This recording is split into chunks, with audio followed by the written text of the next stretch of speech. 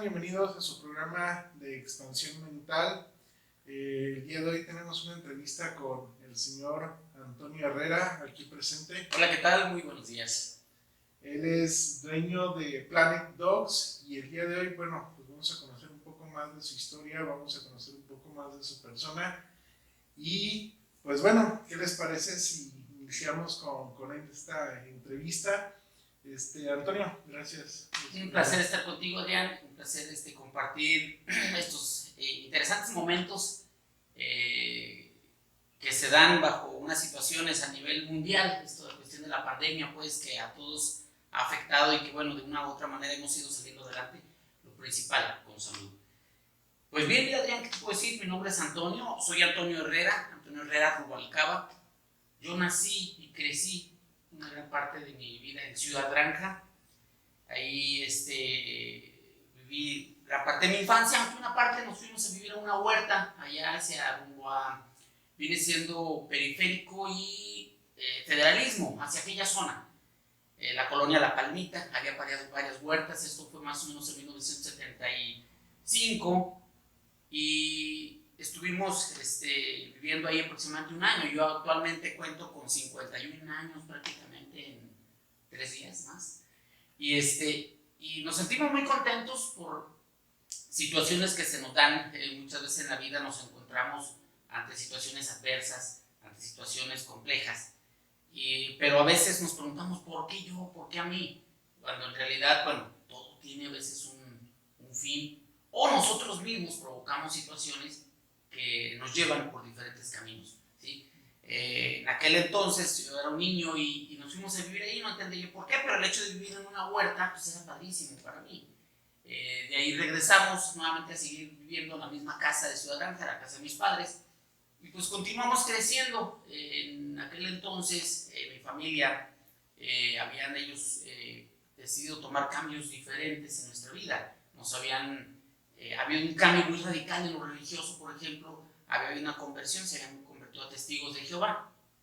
Y pues crecimos durante mucho tiempo con el conocimiento, ¿sí? Las cuestiones religiosas en ese sentido. Ya de ahí, hasta que ya estaba yo ya más grande, ya te hablo de 18, 19 años, bueno, ya empecé yo a tomar mis propias decisiones y empecé a cambiar también mi ideología en cierta manera. Y empiezo a vivir una vida, bueno, me fui con algunas de mis hermanas, vivíamos precisamente aquí cercas, de lo que es Cloutier y Playa Tenacatita, aquí cerquitas.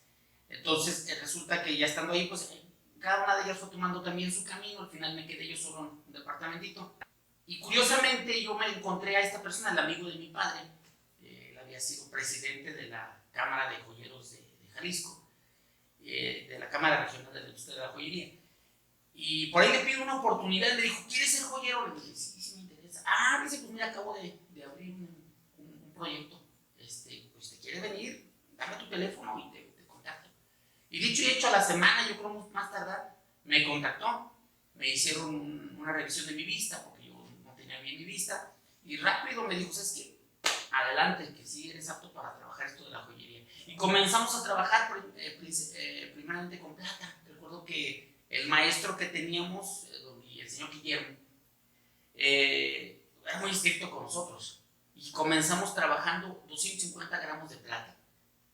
Empezamos a hacer cadenas y esclavitas. A mí se me hizo sumamente interesante porque el proceso para hacer la cadena es muy interesante.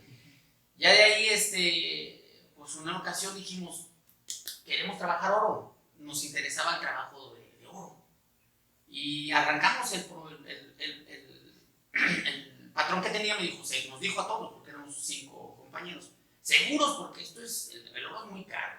Entonces, comparado con la plata, pues lo que son las mermas, el polvito que se va perdiendo. Pero estábamos bien capacitados. El maestro que teníamos, como era muy estricto, o sea, nosotros teníamos ya unas reglas de trabajo muy rígidas. No, pues nos arrancamos fabricando, no, pues dicho y hecho se dio todo muy bien. Ya después se integró al equipo un maestro de nosotros en metalurgia, y pues con él aprendimos refinación de oro, plata, platino, incluso aleaciones, soldaduras, aprendimos más cosas. Y pues ya después de varios años también yo decidí cambiarme a otra empresa, ¿sí? Ya entré a otra empresa que trabajaba pura plata y pues yo tenía mucho más conocimiento en cuanto a lo químico, en cuanto a la metalurgia, por llamarle así, de soldaduras y aleaciones. Y luego me dieron entrada, me dijo la muchacha que estaba ahí, me dijo, mira, no estamos solicitando personal, pero tratándose del conocimiento que traes, vente. Y luego entré a trabajar ahí. Y ahí tenías mejor ingreso. Tenía mejor ingreso. Pero resulta que a los 15 días me pusieron luego como encargado de materiales. Y al tiempo después ya me quedé como encargado con la gente, de trabajar con la gente. Y fue muy bonito porque aprendí otras cuestiones de la joyería, lo que era el vaciado, lo que era el calado, aprendimos otras ramas de la joyería que son también muy interesantes, independientemente que sabía hacer muy bien las cadenas o los brochecitos de las cadenas. Pasa el tiempo y yo digo, ¿sabes qué? Me quiero independizar. Y por ahí un amigo me dijo, oye, que si tú puedes hacer un anillo. Sí, claro, tenía yo ya mi mesa de trabajo, muy poquita herramienta, pero pues tenía mi mesita de trabajo, un fuelle de esos antiguos para soldar. Y ya nos arrancamos trabajando. Y ya me dice un muchacho, oye, te puedo conseguir pilotos para que hagas. Yo dije, bueno, nunca he hecho pilotos, no, arráncate a hacer, anímate. Pues dicho y hecho, nos arrancamos. Y me acuerdo que la primera semana me dijo, ¿sabes qué? Ya independízate, aquí te ve muy bien. Dije, no, pues anímate, y me empezó a animar. Trabajas muy bien. Y no, pues ya me presentó con unos joyeros y ya me dice, ¿sabes qué? Mira, ocupamos estos modelos. Yo en aquel entonces ganaba poquito. Te hablo de 490 pesos por semana, me parece. Y no, pues yo decía, no, 490. Y entonces ya me lleva ya a hacer me pongo a hacer los pedidos, me renuncio a la empresa y me voy de lleno. Y luego me dieron los modelos. En la primera semana, dice, yo estaba bien preocupado, ¿no? Empecé el lunes rapidito hasta con el lunes vamos a trabajar. Para el jueves terminé. Entonces fuimos a entregar un sábado. Me pagaron en aquel entonces 4,900 pesos. Y ya yo venía preocupado por la incertidumbre, el nerviosismo de la toma de decisiones. Yo decía, híjole, estoy ganando 10 veces más.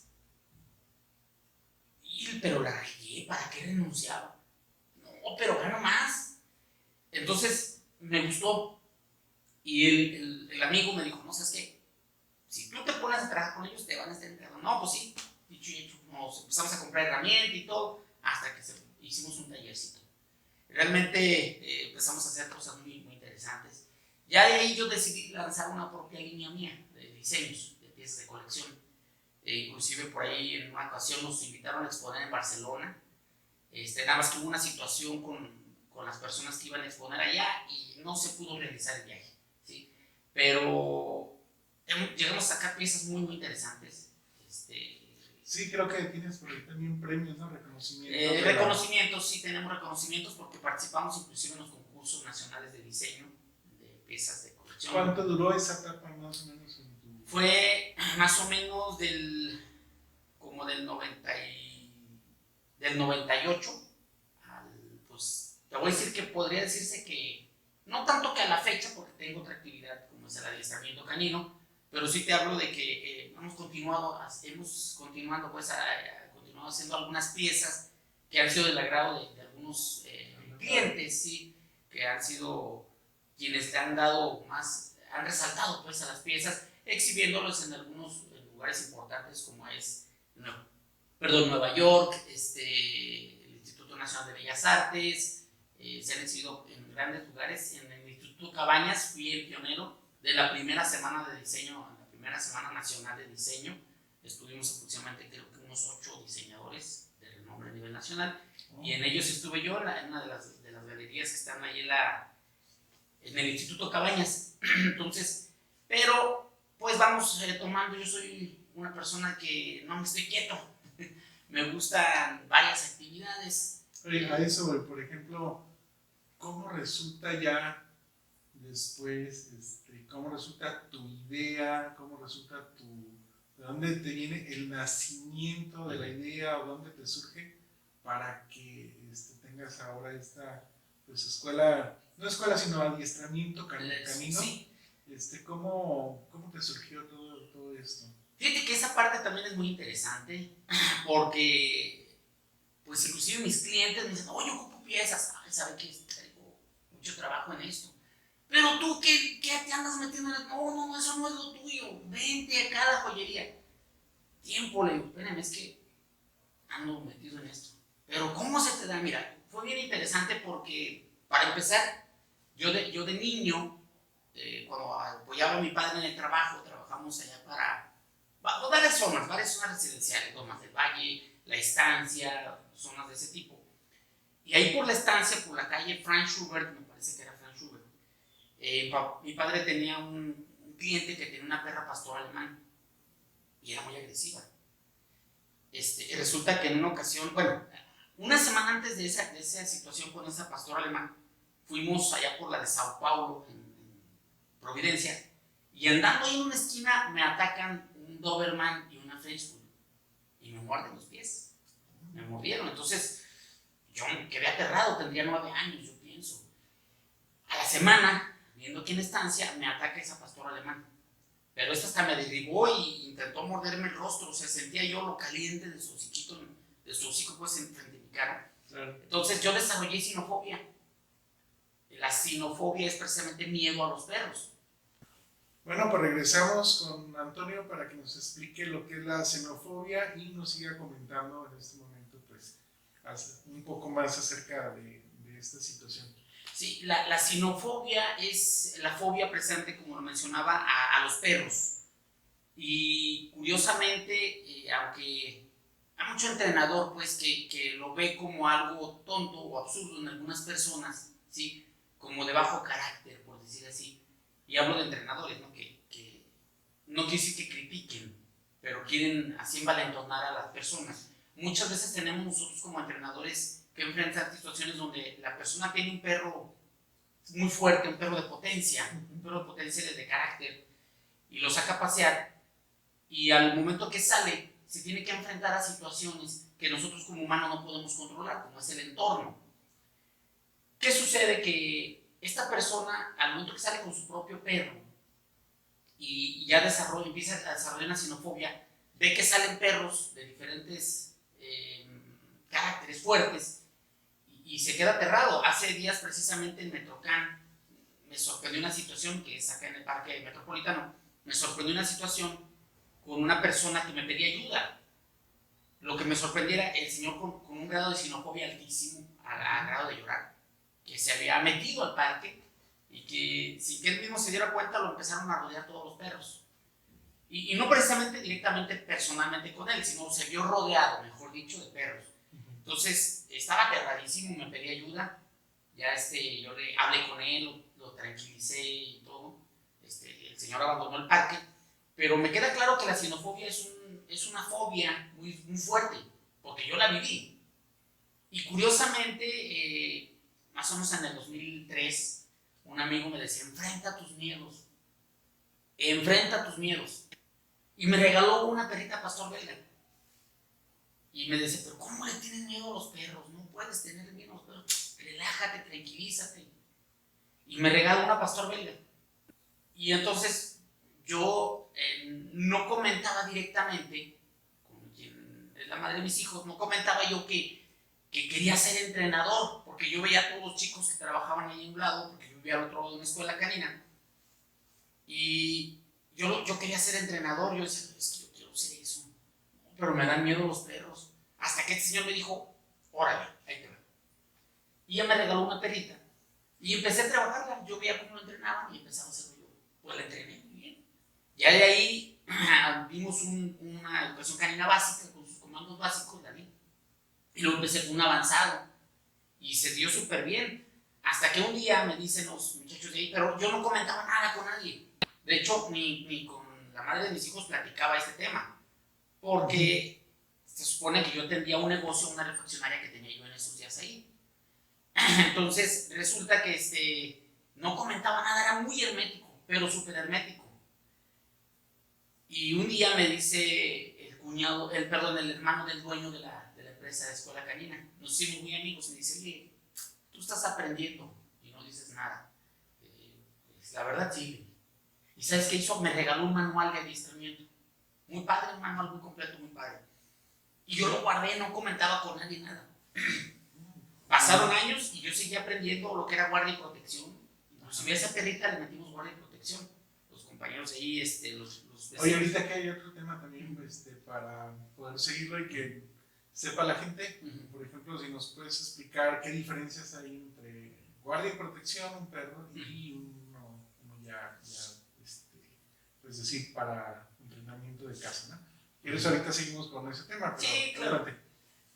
Mira, realmente aprendí todo el concepto, ¿sí? Y curiosamente, o sea, los muchachos no sabían.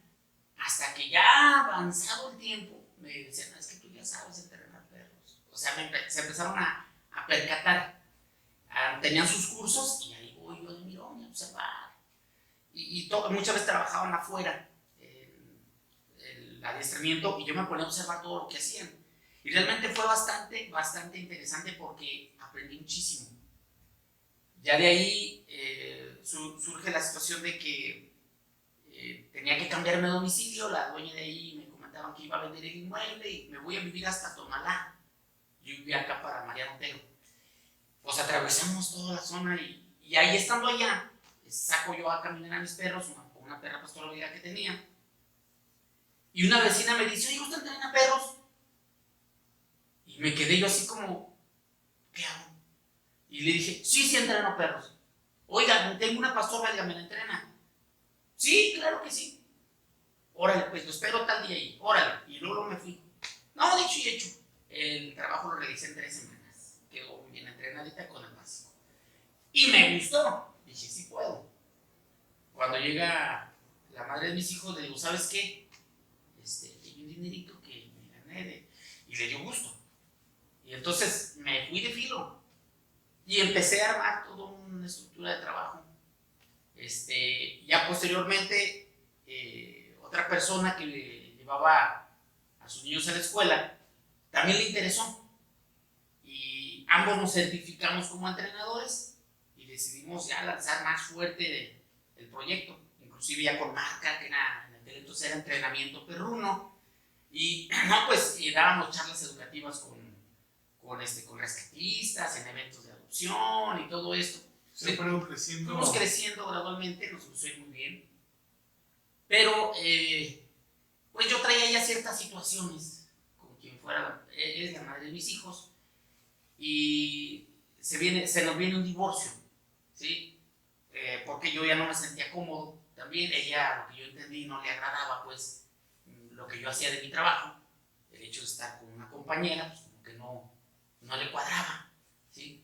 Y se dieron situaciones, yo decía, no, había cosas más anteriores a este proyecto de adiestramiento con lo que yo no me sentía cómodo.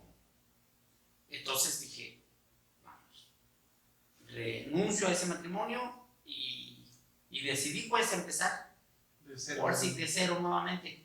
Fue muy difícil, algo que marcó mi vida para mí, mis hijos.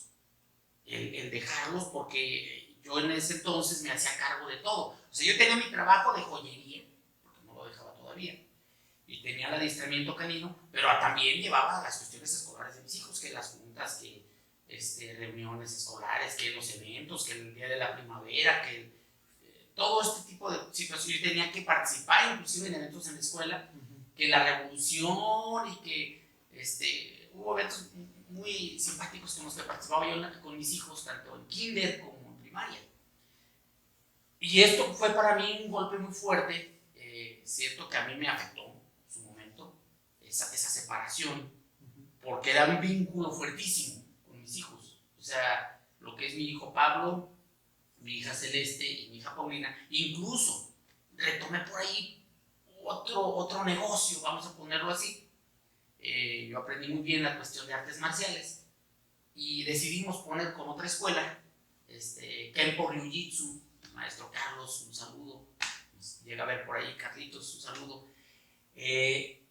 Decidí apoyar la escuela y arrancamos un proyecto de entrenamiento con los niños.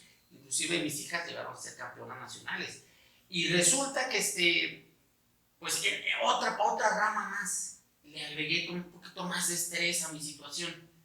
Entonces todo esto junto, cuando yo me separé, me divorcié, pues para mí fue un impacto el tener que de golpe, de tajo así, alejarme de mis hijos. Claro que tenía contacto yo con ellos vía telefónica, nunca se me negó que yo hablara con ellos, con los chiquitines, pero pues para mí era muy duro esa parte.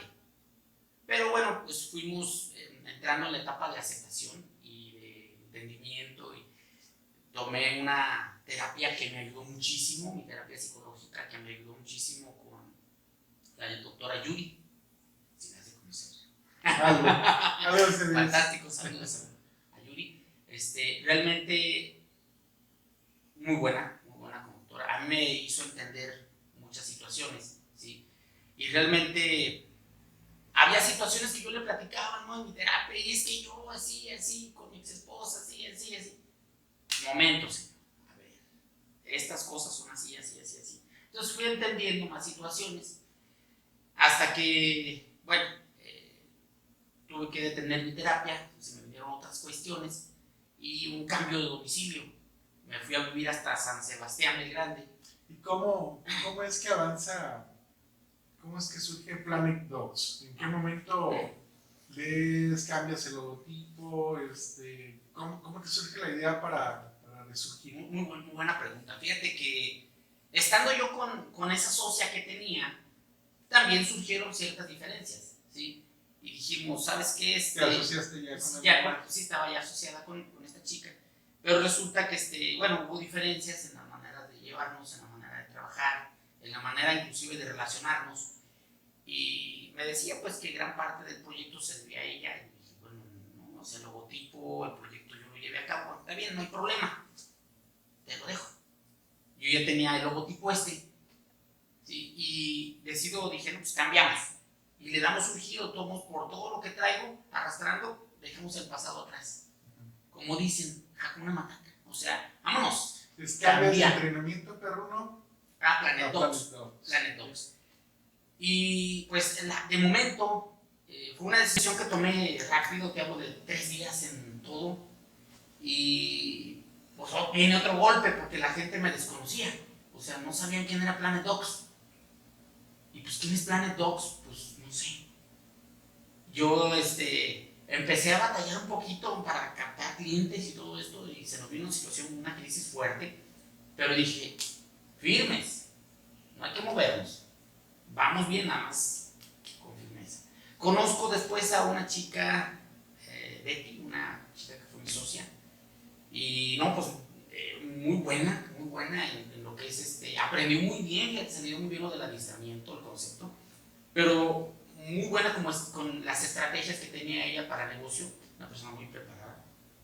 Impulsa, luego mete una página de Facebook y se nos viene la chamba otra vez, se retoma el trabajo y vámonos. Nos dice muy bien, pero ella le surge un proyecto muy interesante que no podía decir que no, y que yo hubiera sido muy mal amigo, muy mal socio si le hubiera dicho no, quédate, o no dejes esto, o sea, de mucho provecho para ella. Dije, adelante. Me vuelvo a quedar solo, y entonces me surge una situación, y ahí fue cuando cambio mi domicilio, me voy hasta San Sebastián. Y ahí inclusive me llaman por parte de un grupo de entrenadores, bueno, estaban un grupo de entrenadores, consultores caninos, y me integran a otro que era Conexión Canina. Estaban ya 2 grupos de entrenadores. Y precisamente ahí, a la pregunta que me hacías hace rato de guardia y protección. Sí, que sería bueno que se lo explicaras a las personas, porque yo creo que mucha gente no sabe cuál es la diferencia entre un entrenamiento para lo que es una mascota del hogar a un entrenamiento ya más profesional para las empresas, que también lo has dado. Sí, lo hemos dado. Lo que es guardia y protección, nosotros, yo en lo personal casi no, o sea, lo sabemos hacer, de hecho nos certificamos en estos ramos, inclusive el rastreo de personas, tengo el conocimiento sobre lo que es detección, rastreo, el agility, fantasía, lo que es guardia y protección, Lo que sí yo no me metí fue lo que le llaman perro civil, que es lo más fuerte, tengo entendido yo, lo que es perros de protección, el PP, que le llaman perro de protección. Y realmente yo en lo personal me enfoqué más a la psicología, o a la conducta, mejor dicho, a la conducta canina. Pero lo que es el guardia y protección, yo me abstengo un poquito, porque en realidad nos encontramos muchas veces con situaciones de agresividad en perros. Y he tenido muchos casos en los que tengo un perro entrenadísimo, ¿sí? Lo entrené básico, avanzado, guardia y protección, pero ya no lo puedo tener. Pues, un compañero de trabajo, pues ahí se lo regalé. ¿Okay? Y esa persona a lo mejor no está tan preparada. Y muchas veces nos llaman para corregir al perro, porque esta persona, pues tampoco ya no lo puedo tener porque pues, le tuvo temor y también lo traspasó a otra tercera persona. Y esa tercera persona pues no sabe nada. Entonces, surgen conflictos que pueden poner en riesgo la integridad de las personas. ¿Sí? Okay. Porque un perro entrenado con guardia y protección es un arma. Es un arma. De hecho, están consideradas armas blancas. Tengo entendido que armas blancas, ¿sí? Que en realidad son una mordedura de un perro, es de un pastor belga, vamos a poner un ejemplo, es fuertísima y realmente puede causar mucho daño. Y un perro entrenado, pues hasta que no se le da la orden de soltar, muchas veces inclusive aunque el entrenador, cuando está en el proceso de adiestramiento, le está dando la orden de suelta, el perro muchas veces no se traba, sino que se aferra al atractor y no suelta. Entonces, digamos, una persona que no sabe ni cómo darle una orden de que el perro suelte, pues va a causar mucho daño. Entonces, hemos tenido casos donde, oye, pues entrénamelo. ¿Qué sucede con ese perro? No, es que ataca personas, es que fue un perro que fue entrenado en guardia de protección. Y ahí nosotros tenemos que hacer otro tipo de trabajo para poder cambiar esa conducta. Ya hoy en día también las técnicas son muy interesantes porque la mayoría de perros, por más agresivos que son en un guardia y protección, los entrenan jugando. Es decir, ya no se crean máquinas de agredir. Sí. ¿Tienes, por ejemplo, algún caso que nos puedas explicar de un perro muy agresivo y cómo fue el trabajo que hiciste para cambiarlo? Mira, voy a ahondar un poquito más en lo personal, ¿sí? Para poder llegar a esta pregunta que también es muy interesante. Yo allá en San Sebastián conozco también a otra chica entrenadora, curiosamente la conozco en Facebook, valga el medio, y nos contactamos y empezamos a saludarnos y todo. Ella es de Aguascalientes y resulta que encajamos muy bien en la cuestión de la manera de pensar y a mí me agradó bastante, físicamente me gustó. Entonces, y aparte pues su manera de tratarme, de entender mis situaciones, siendo que también ella tenía situaciones fuertes, pues nos fuimos entendiendo y empezamos a hacer equipo en esto del adiestramiento. Su escuela, Dani Doggies, ella es Daniela, mi actual esposa prácticamente, y empezamos a hacer equipo. Y ella trabajaba, pues también tuvo su racha en la que bajó su trabajo y se entró a trabajar a San Mina, maquiladora de partes electrónicas. Y resulta que ya estando ahí, le dije, ¿sabes qué? Vamos haciendo más equipo. Y dije, vamos trabajando entre los dos. Ya hicimos un proyecto de trabajo y dijo, vámonos. Y mira, el tipo de equipo que hemos hecho ha sido fantástico porque hay perros que son con cierto grado de agresividad que conmigo, por ejemplo, ya sea por mi postura corporal, esa seguridad con la que muchas veces se llega, no con esa altanería, no, con seguridad simplemente y firmeza, muchas veces se muestran hostiles, ¿sí? Porque tienen también cierta adversidad a situaciones que vivieron. Sin embargo, llega Daniela y les habla con esa dulzura, con su voz y el tono diferente, el perro se entrega de una manera distinta. Y hay casos en los que se les habla con dulzura y todo y el perro no se entrega hasta que uno no les habla con firmeza, entonces ya entienden el concepto también ellos. Pero tenemos estoy recordando ahorita una situación muy interesante que se dio. Nosotros les comentamos a nuestros clientes que la correa en realidad es como un cable USB, les transmitimos nuestras emociones. Y si nosotros andamos con depresión, si andamos sobre todo enojados, o si andamos tristes, ellos perciben. Y mucha gente me dice, oye, los perros, porque huelen el miedo, te detectan. detectan ciertas sustancias, ¿sí? En nuestro cuerpo, ¿sí? Que obviamente nosotros no percibimos, ¿sí? Pero digamos como adrenalina, sustancias de este tipo que muchas veces emitimos, pero no, directamente lo que ellos perciben en nosotros cuando andamos, digamos que estamos asustados, el caso más práctico, por decir que los perros detectan el miedo en el aroma, no, lo que ellos observan es nuestra mirada, lo que nosotros comunicamos físicamente hacia ellos, entienden muy bien la comunicación corporal humana. Entonces, esta parte es la que mucha gente me dice, no es que los perros huelen el miedo, no huelen el miedo directamente, ¿sí? Sino que ven nuestra mirada de angustia, en los casos de cuando se tiene miedo, sinofobia, por ejemplo, a los perros, pero también detectan los movimientos de nuestras manos, nuestra ansiedad, ¿sí? Y más si estamos cerca de ellos y en algún momento los queremos tocar, ¿sí? Y tuvimos el caso de, mi esposo y yo tuvimos un caso muy interesante de los perros pitbulls, que el perro atacaba a la hembra y en varias ocasiones los atacó. En una de ellas casi la mató. Entonces fuimos nosotros entre semana, nos citaron, fuimos, atendimos la situación y nos dijeron, ¿sabes qué? Vimos a la señora, a la dueña, la propietaria, y la notábamos rara, la notábamos como con miedo. Comenzamos a platicar y en eso llega el esposo y un hombre así muy imponente en su actuar, ¿no? Así muy, yo aquí soy el que rifa, yo aquí mando, ¿sí? Entonces nosotros por respeto le dimos su lugar, saludamos y todo, y así muy desairante. Resulta que se da la situación de que, pues, que no se animaba. Hicimos una dinámica muy especial que nosotros hacemos, que te platicaba hace días que hacemos con los clientes, y en esa dinámica nos arrojaba pues qué potencia tenía la dueña, qué carácter, ¿no? No, pues andaba muy mal, su carácter estaba muy deteriorado. Entonces se suelta a llorar con Daniela. Entonces yo le digo, adelante, tú como mujer, habla con ella. No, pues ya sale Daniela y me dijo, no sabes que no te preocupes, vamos a arrancar. Órale, pero ella nos va a mandar llamar. Ok, perfecto. Pasa una semana más o menos, yo creo, y andando trabajando en Parque Metropolitano, me dice, ¿sabes qué? Están hablándonos, que nos vayamos de emergencia porque el perro volvió a tocar a la hembra otra vez. Híjole, que ya van para allá, para la escuela, pues vámonos. Nos fuimos, tomamos un taxi, llegamos rapidísimo, no, pues ya tenían al perro. Listo, no, hombre. Un pitbull sumamente grande que parecía casi Rottweiler, o sea, un gigantesco pitbull, muy musculoso, muy desarrollado. Y resulta que se van, los clientes no lo dejan.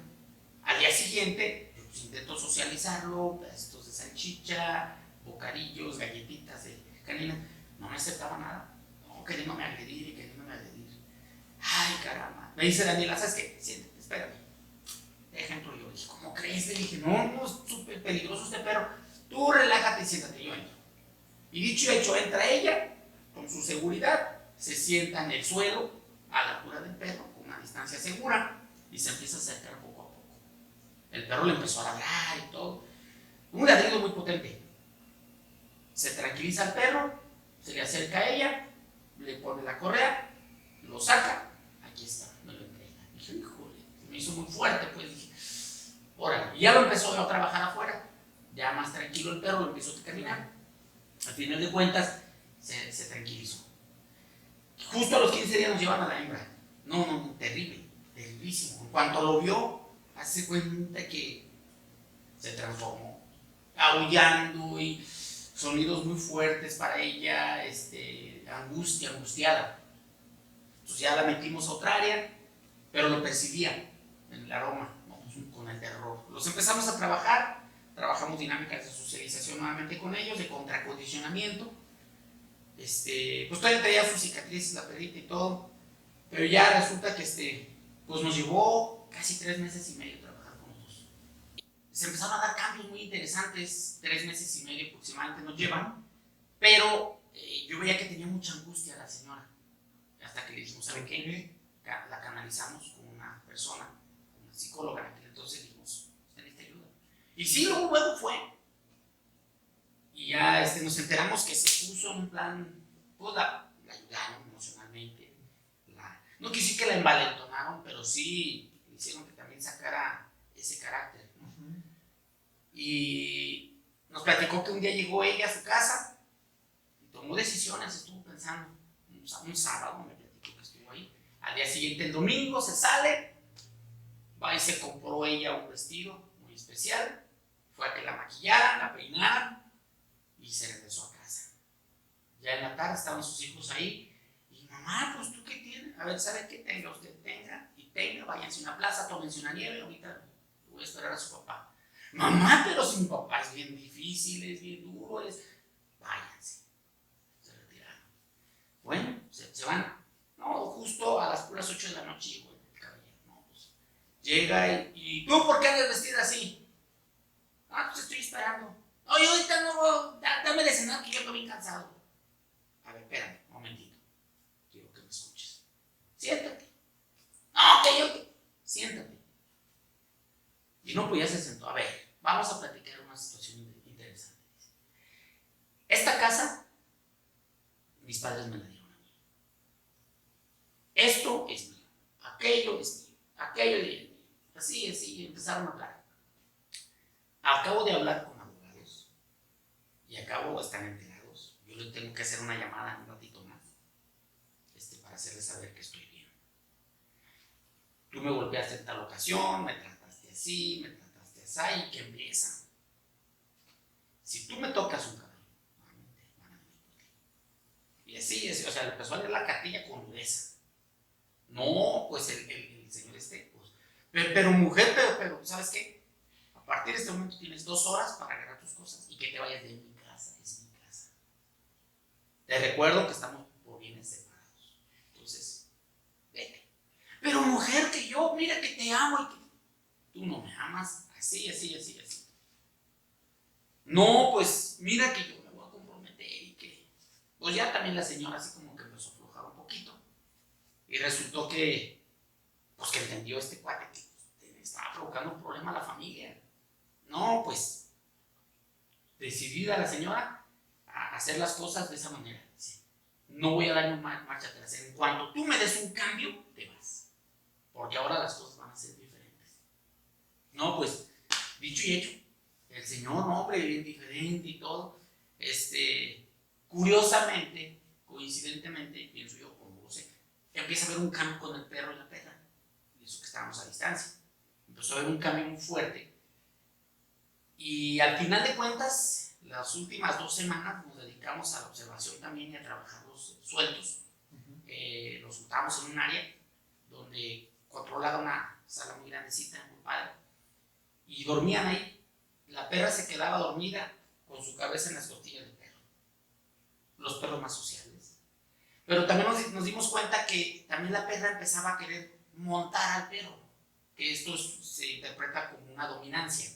Entonces, a ver, no señorita, a ver, aquí usted también se va a tranquilizar y deja de montar al perro. Entonces había una transferencia enorme de emociones. Que era la familia. Sí. Hacia los perros. El perro actuaba por imitación también. Y también la perra al último quiso y bueno, no sé cómo explicarlo, porque en realidad la perra también quiso dominar al perro al final. Yo creo que vio su oportunidad y dijo, de aquí ahora yo lo domino. ¿Sí? Yo siento que la clienta no quiso imponerse a dominarlo. Simplemente yo siento que fue una persona que equilibró la situación y se me hizo muy elocuente, muy ecuánime su manera de ser. Pero sí nos dejó claro que muchas veces los propietarios o nosotros, te reitero, les transmitimos esas emociones. Si somos una persona agresiva, tenemos por ahí un perro agresivo y muchas veces se dice, no, pues qué tal, su perro está el dueño, está igual. Sí. ¿Cómo puede saber una persona, por ejemplo, para la gente que nos está mirando en sus casas, cómo puede saber una persona cuando el perro necesita entrenamiento? Okay. O sea, aparte de que lo quieres que haga sus necesidades fuera de la casa, etcétera, ¿qué otros síntomas, por ejemplo, puede tener un perro? Mira, son muy interesantes. Entre ellos, por ejemplo, cuando un perro quiere tener, sobre todo, por un instinto en los canes, sobre todo la raza husky, ¿sí? Que siempre por un instinto quiere tener un liderazgo ante la familia, es un instinto. Realmente son muy notorios para nosotros como entrenadores cuando empezamos a tener una charla como esta con los dueños, que empezamos a platicar y que nos empiezan a expresar todas las situaciones emocionales del perro, todas las vagancias que hace, por decir así, vagancias, o todas las cosas negativas que hace, pues nos percatamos de que el perro ya está entrando en una dominancia con su dueño. Entre ellos, que no suelte objetos cuando se los estamos dando, cuando los estamos agarrando. ¿Sí? Por ejemplo, que salte sobre nuestras piernas, ¿sí? Que llegue y se nos quiera subir, ¿sí? Que ladre y no permanezca en silencio cuando se lo ordenamos. Sí, ¿qué efecto puede haber, por ejemplo, con las personas, y conozco algunas que yo me incluyo, que le permitimos al perro que duerme en la cama? Ok, muy interesante. Inclusive hay una palabra muy clave para mucha gente que les llaman los perrijos, ¿sí? Muchas veces en ciertos lugares no es que sustituyan, sino a la falta de hijos tenemos un perrito y lo tratamos como un hijo, ok. Pero hay algo interesante, y esto también suele suceder mucho con rescatistas, donde, por ejemplo, que es otro tema. Que es otro tema muy interesante, pero ahorita va muy directo, ¿sí? Yo como rescatista veo un perrito, híjole, pobrecita, es una perrita, pobrecita. No, pues deja la rescate. Y la veo toda flaca, toda tajarreada por tantas peleas que ha tenido, ¿sí? La utilizaban incluso para peleas, ¿no? Ya la rescato y me la llevo, le doy la mejor comida, la mejor camita, la mejor atención médica, lo mejor. Pues la perra se empieza a recuperar y empieza a tener una tonificación muscular, sus vacunas y todo protocolo. Pero resulta que inclusive, la voy a llevar a esterilizar. La llevo y pues no tengo tanto dinerito, pues ahí nomás hágale una pequeña cirugía, nomás para que no tenga perritos. No es una cirugía completa. Ok. La llevan a esa perita y ¿qué empieza a suceder? Al momento que no tenemos una cirugía completa que le traiga todo su órgano, esa perita sigue produciendo hormonas, pero no hay una manera de que esa perita, pues ahora sí que controle y equilibre las hormonas, porque nada más le hicieron ahí un pequeño nudito y ya no tuvo cachorros, un ligamento y ya no tuvo cachorros. Yo en lo personal no soy médico veterinario, pero esto es muy común, inclusive hemos tenido charlas con amigos que son médicos muy profesionales, médicos veterinarios, que nos han expresado esta parte, que les voy a compartir. Y dice uno de ellos, cuando hacemos este tipo de cirugía, literalmente casi la estamos haciendo menopáusicas. Entonces, si teníamos una perrita que era agresiva por peleas, ¿sí? Pues va a ser más descontrolada, a no haber un equilibrio hormonal. Pero sucede que yo esa perrita, pues pobrecita, la sigo viendo tan flaca y tan débil, la victimizo tanto, que le sigo dando lo mejor, pero no me percato que es una perra ya potente, fuerte, que inclusive yo no la puedo controlar. Cuando esa perra se percata de su poder y del dominio que puede tener en su dueño, en su afán de tomar un dominio, puede llegar a lanzar mordidas, a agredir al dueño. Y es cuando a nosotros nos dicen, oiga, ¿sabe qué? Es que no puedo controlar a esta perrita. Si yo la amo, la quiero tanto y le expreso todo lo que... Bueno, ok, pero esa perrita ya tomó un control. ¿Qué es lo que pasa cuando la llevas ya en la cama, por ejemplo? Puede ser, es que mira, muchas veces se les comparte la cama.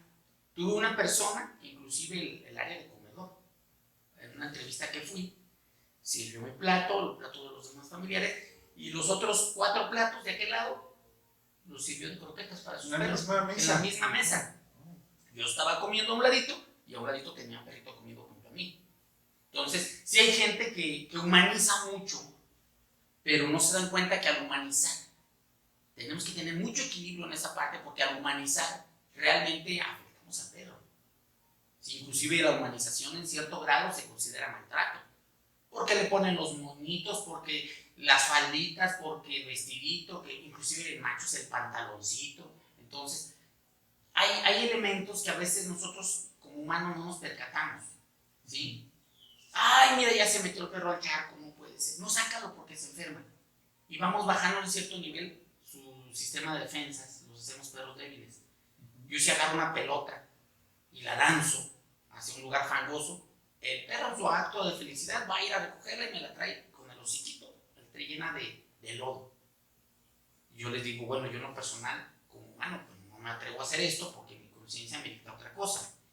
Pero sí hay personas que humanizan demasiado y esto sale afectado, tanto el perro como al final de cuentas también el humano, porque vienen consecuencias. Entonces, es bien importante tener siempre ese equilibrio. Sí. Es sumamente importante. ¿Cuál es la diferencia, por ejemplo, para que la gente conozca entre tu servicio, ya que es un servicio profesional, y el servicio de, sabemos, muchos entrenadores que a veces no están certificados, Así es. o hay entrenadores que simplemente pues utilizan otros métodos no tan agradables para poder entrenar a los perros? Mire, la diferencia bueno, se está dando ya más, es un poquito más común, ¿sí? Pero a nosotros nos interesa mucho el hacer un buen vínculo con el perro, pero principalmente con el propietario, porque es quien finalmente, al final de cuentas, es quien vive las situaciones directamente con su perro. Por ello es importante tanto la capacitación como la información hacia el dueño. Tenemos razas que son muy especiales, ¿sí? El Xoloscuintle, tenemos razas muy especiales que en realidad requieren de cuidados. Tenemos el caso de un perro tan simple como el Husky. Es un perro muy bonito que a la gente le agrada por su pelaje, por el color de ojos, por el tipo de perro, lupoide, su trompita, todo esto. Pero no se percatan que es un perro de trabajo. Fueron creados para dar trineos, para proteger también de los lobos en los países nórdicos, ¿sí? Y es una raza que cuando pues es una raza de trabajo. Cuando no le demos nosotros ese trabajo, ellos lo buscan y lo encuentran de seguro. Entre ellos, romper cosas. Okay. Y lo hacen a la perfección. Y nos piden precisamente el servicio porque dicen, es que no lo puedo controlar. Ok, ¿cuánto tiempo sacas a caminar a tu perro? No, pues diario sale. Ok, ¿cuánto tiempo? 2 horas. Ah, caray. 2 horas. Y empezamos como entrenadores a escudriñar cómo va la situación. Y luego ya al ratito, bueno, lo saco cada tercer día. Ok. Bueno, es que lo saco 1 hora. Cada 4 días. Ok, y seguimos metiéndonos por otros lados. Hasta que resulta que lo sacan una vez a la semana durante 20 minutos. Es un perro que acumula tanta energía. Y tiene jardincito, mire cómo está lleno de agujeros. Nos asomamos, lleno de agujeros porque el perro escarba. Y escarba porque precisamente desfoga esa energía en patas delanteras.